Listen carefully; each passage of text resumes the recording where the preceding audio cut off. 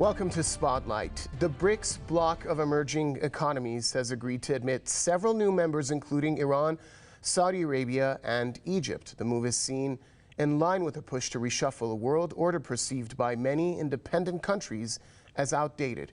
Iran's president, Ebrahim Raisi, whose country is set to join BRICS in January 2024, believes new emerging blocs such as BRICS and the Shanghai Cooperation Organization can play a pivotal role in confronting unilateralism. Joining us on tonight's Spotlight, we have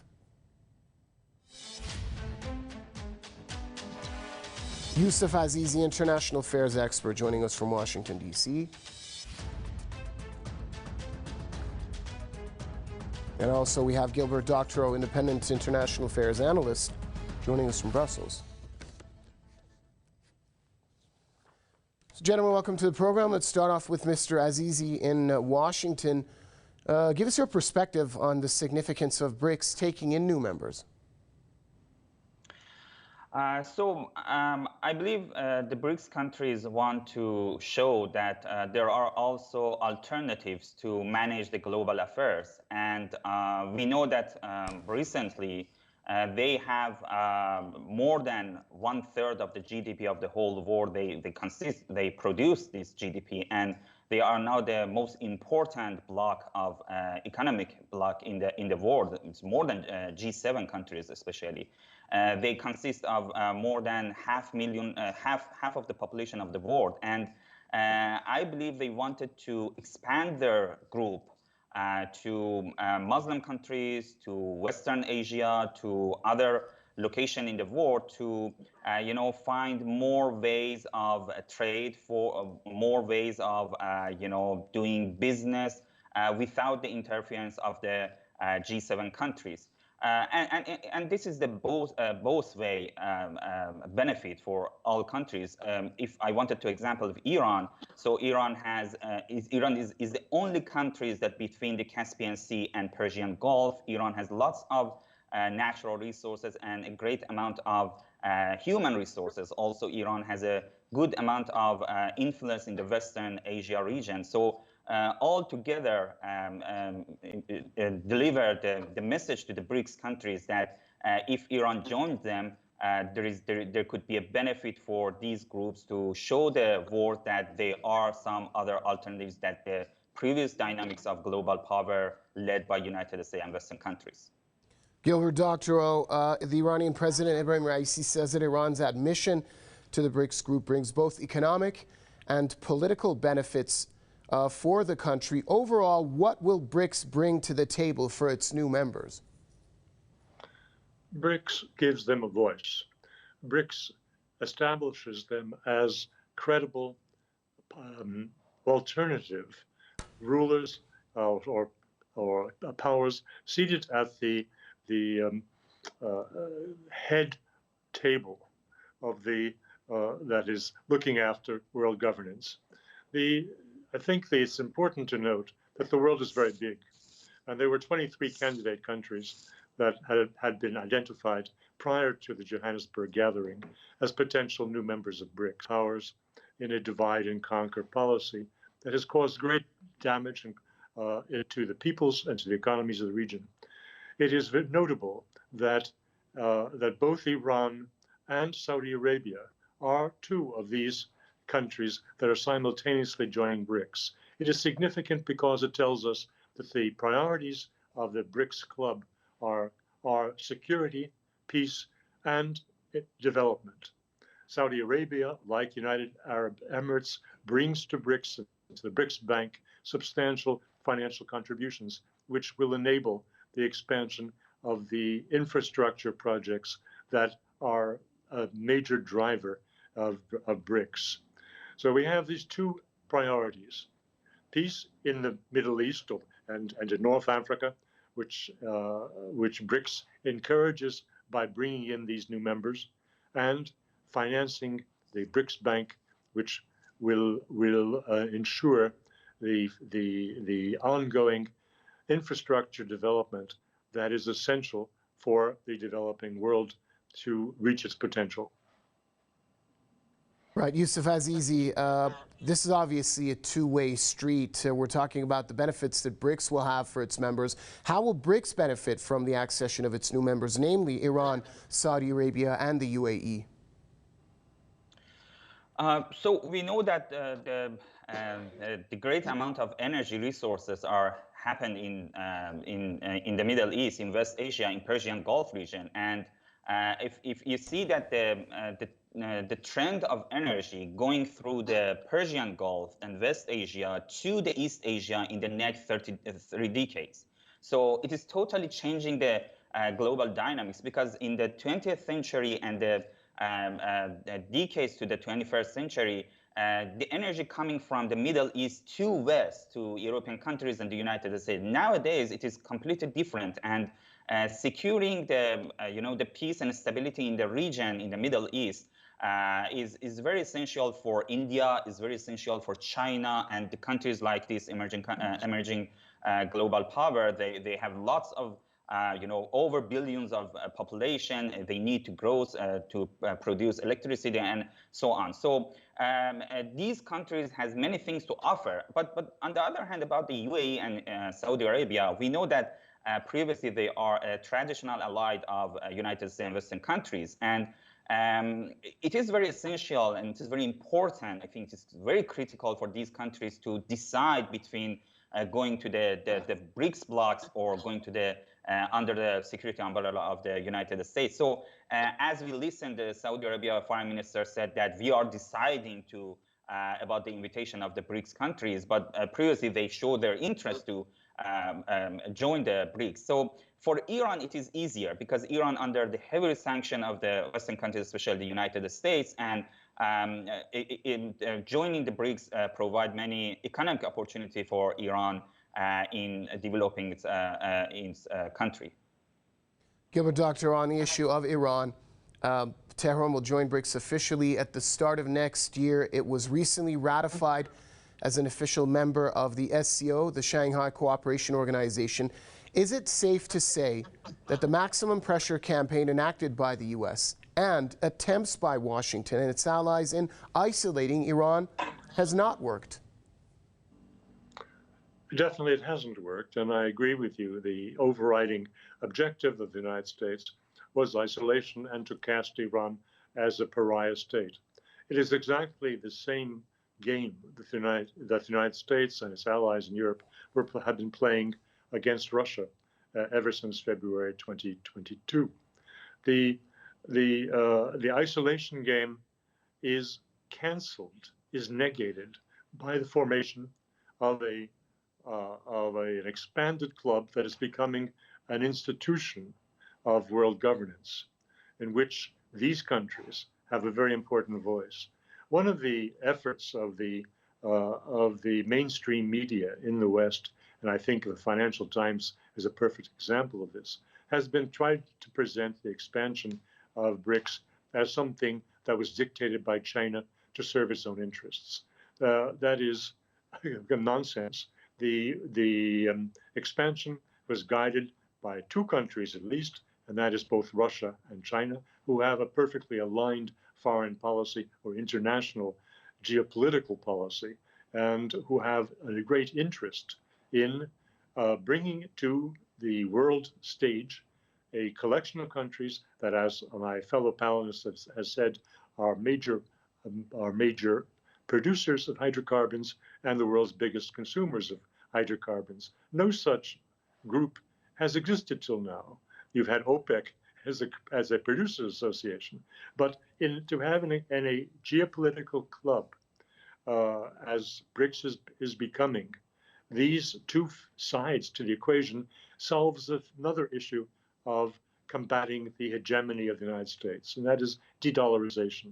The single biggest factor in global trade and in denomination of the currencies of trade have been hydrocarbons. This goes back to the 1970s and the creation of the petrodollar.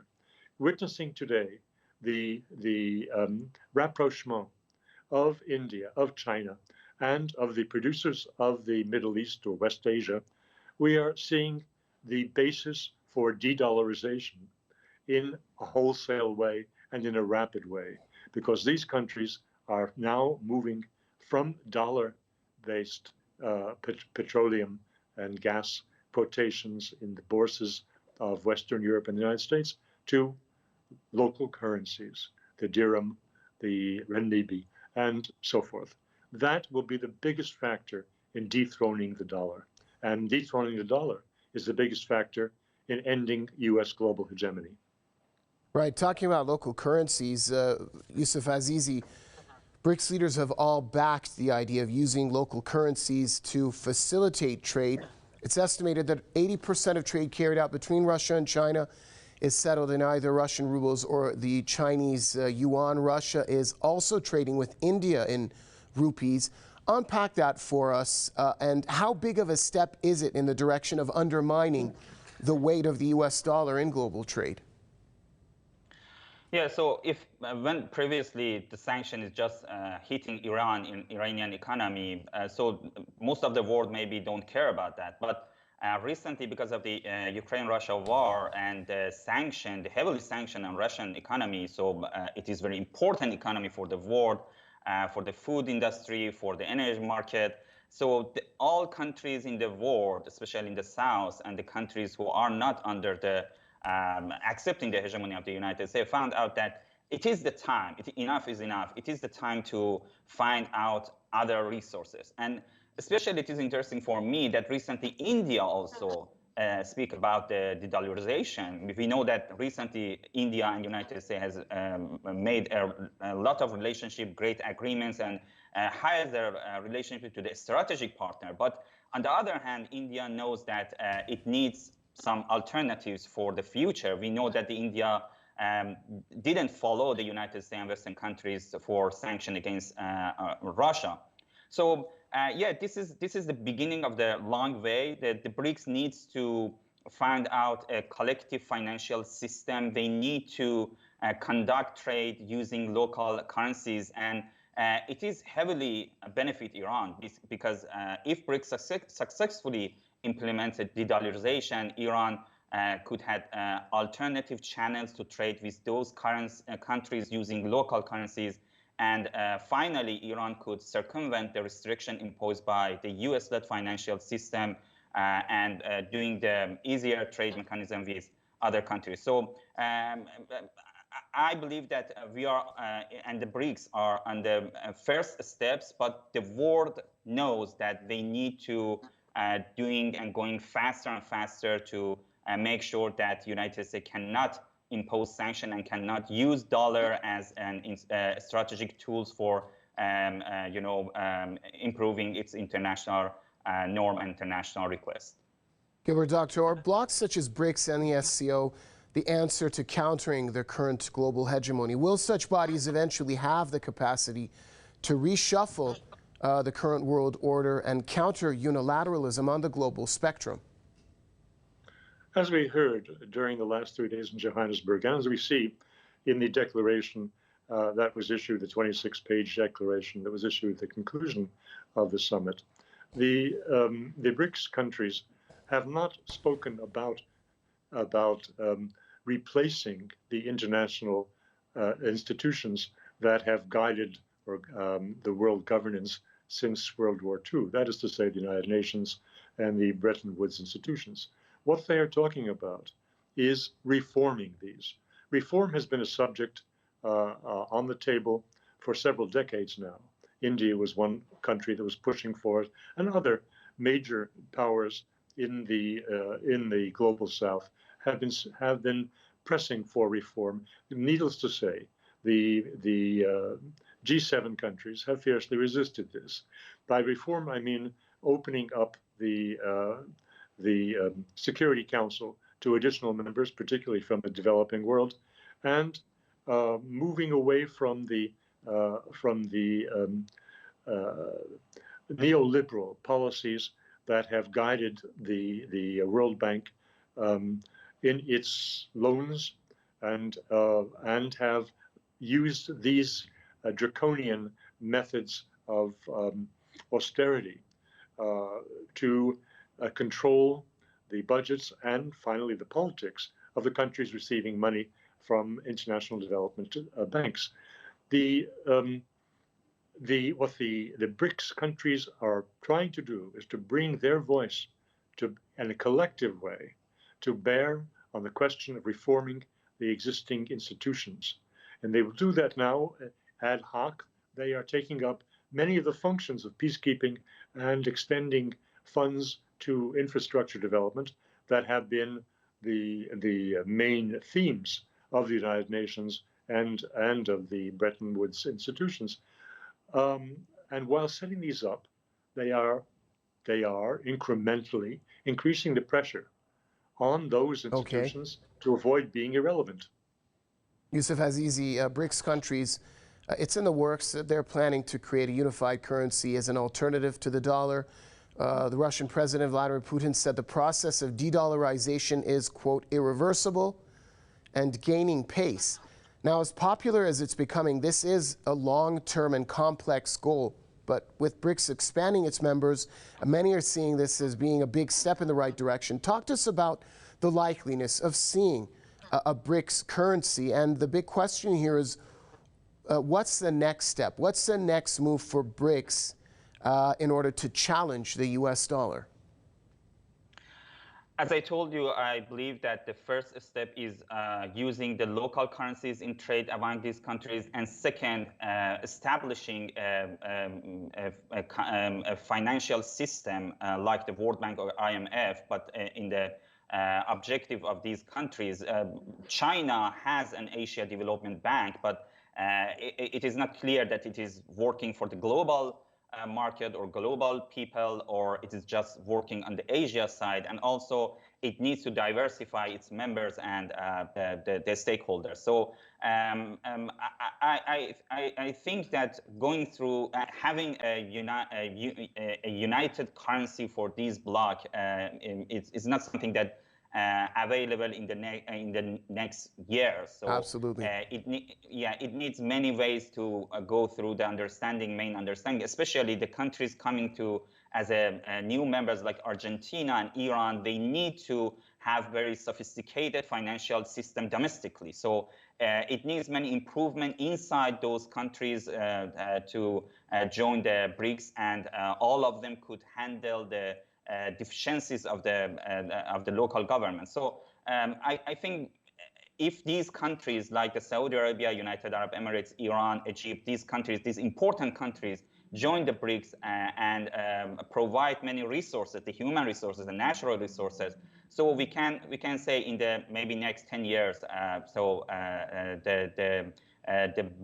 these bloc could provide a united currency for these governments.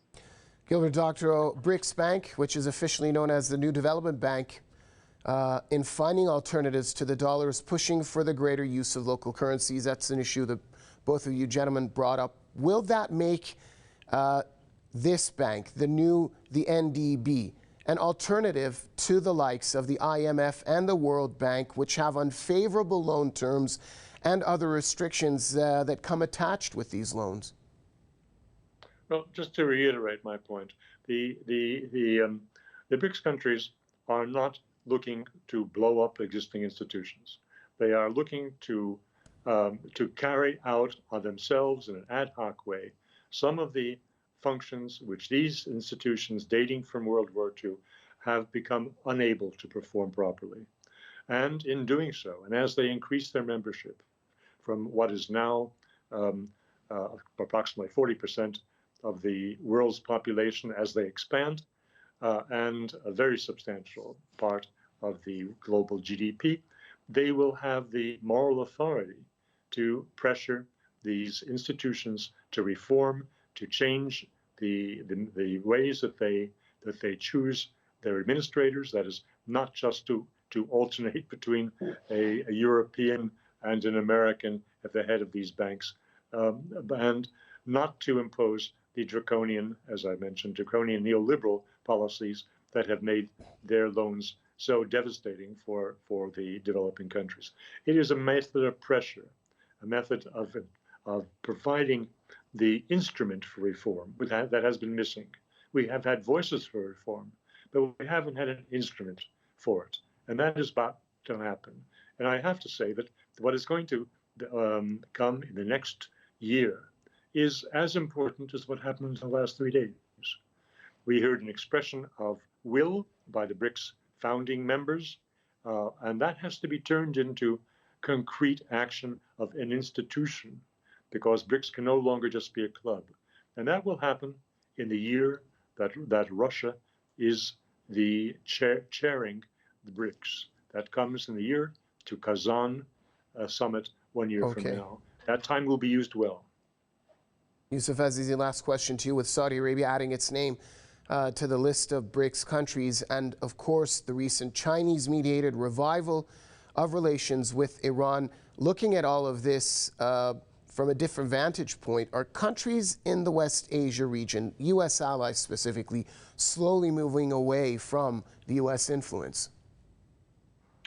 Yes, we can see that. But on the other hand, it is a very difficult decision for these countries, because for a long time, their security is under the umbrella of the United States. And the security agenda is not something that within a blink of the eye, you can change it to diversify it to China, Russia, something like that. And we know that the United States has a long history of doing coup and changing the government and, making separation in the country. So it is not very easy for those countries. But on the other hand, they know that the future of the world is going to the multipolar world. So they couldn't rely on United States, just on the United States for their security, for economic, for other things. So we have to see in the next years what's going on with the Saudi-Israeli cooperation and negotiation behind the scene, and it would tell us what is the future and destiny of the Saudi Arabia to join BRICS or not.